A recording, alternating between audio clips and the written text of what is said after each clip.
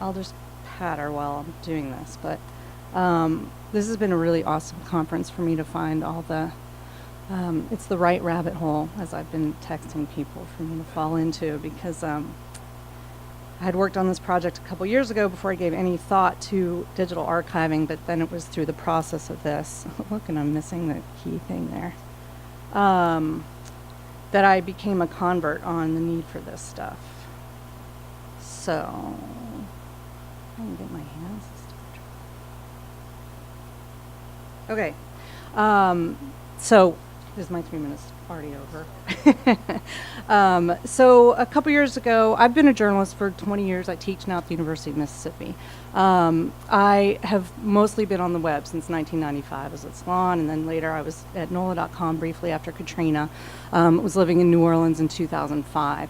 And then later ended up working for NBC News and MSNBC.com. So I call myself a naturalized citizen of the web universe. I'm not a digital native, but I've spent a lot of time there.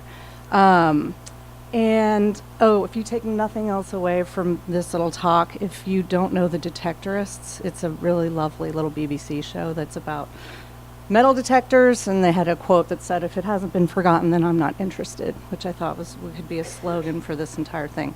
In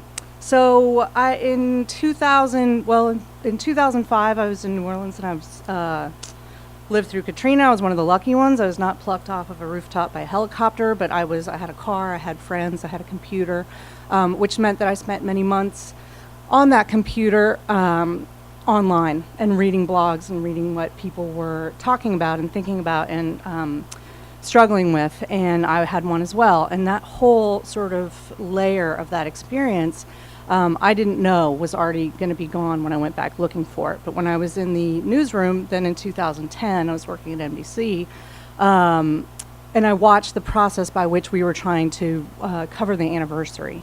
And the anniversary coverage, and I watched everybody as they just went back through their old tapes. So everybody was basically looking at their own archives and their own reporting that they had done to go back and then memorialize this event. And I thought, this was not my experience of the storm. My experience of the storm, I turned the TV off pretty much within 24 hours of the whole thing falling apart. I couldn't bear to watch it. So my experience of the storm was very much lived in the web, in that one like sedimentary layer of the web that was 2005. So then, anticipating the 10th anniversary of the storm, I was thinking, I can't bear to watch the highlight reel of Katrina again. We're going to do this every 5 years. So I went back to try to curate my own narrative of that, and that became this book, which is basically, it's more than 75 writers, bloggers, citizen journalists, and I created sort of a timeline narrative of that event.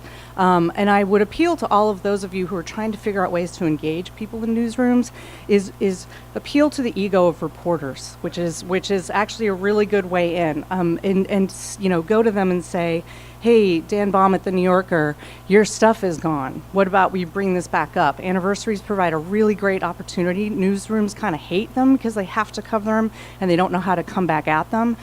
It's a really great, I feel like, Please Forward is the name of the book, and I feel like it's a really good case study. Thanks to the Archive It folks and Jefferson Bailey's team, it now exists online. I don't think that if I had just gone to news organizations and said, hey, I moved a bunch of stuff from online over here to another place online, I don't think anybody would have cared. But because we sort of pulled it out and excavated it and created something, then this turned into a bunch of other things, radio and podcasts, and with the people involved. Anyway, thank you for your more than 3 minutes.